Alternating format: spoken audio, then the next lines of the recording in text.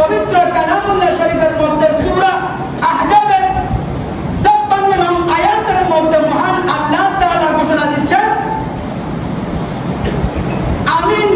আমি স্বয়ং আল্লাহ নিজে এবং ফেরেশতাগণ আমার হাবিবের শানে দরুদ পাঠ করি। হে ঈমানদারগণ, হে গুনাহগার বান্দারা, হে মুমিনগণ, তোমরা আমার নবীর উপর দরুদ পাঠ করো। কিছু আওয়াজ বলুন না সুবহানাল্লাহ। এবং তোমরা তাকে সালাম জানাও। কিছু আওয়াজ বলুন না সুবহানাল্লাহ। অর্থাৎ মহান আল্লাহ তাআলা আমাদেরকে দরুদ পাঠ করার জন্য পবিত্র কালামুল্লাহ শরীফের মধ্যে নির্দেশ দিয়েছে। অতএব আমাদের উচিত সব সময় আমার নবীর শানে দরুদ পাঠ করা এবং আমার নবীকে সালাম জানানো। মহান আল্লাহ তাআলা সব সময় আমার নবীর উপর দরুদ পাঠ করার সেই তৌফিক দান করুন। সকলে বলুন আমিন। এরপরে আয়াতের মধ্যে মহান আল্লাহ তাআলা ইরশাদ করতে লাগলেন, ইন্নাল্লাযীনা ইউযুনা আল্লাহা ওয়া রাসূলাহু লা'আনাহুমুল্লাহু ফিদ দুনিয়া ওয়াল আখিরাতি ওয়া আ'আদ্দা লাহুম আযাবান মুহিনা।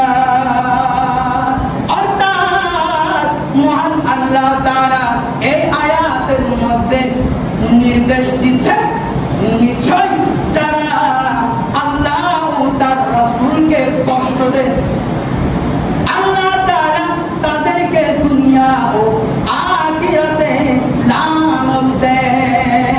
এবং আল্লাহ তাআলা তাদেরকে দুনিয়া ও আখিরাতে লানত দেয় এবং তিনি তাদের জন্য প্রস্তুত করে রেখেছে অপমানজনক শাস্তি।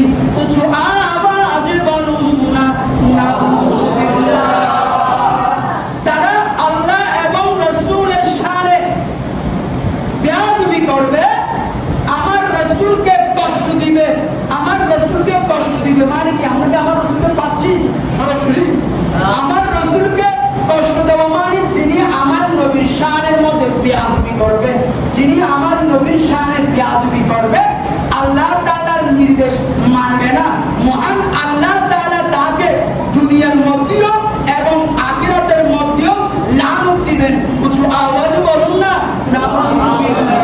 সেই জন্য মহান আল্লাহ তাআলার আযাব থেকে, মহান আল্লাহ তাআলার লানত থেকে বাঁচার জন্য আল্লাহকে ভালোবাসতে হবে, আল্লাহ তাআলার ইবাদত করতে হবে, পাশাপাশি আমার নবীর উপর দরুদ পাঠ করতে হবে।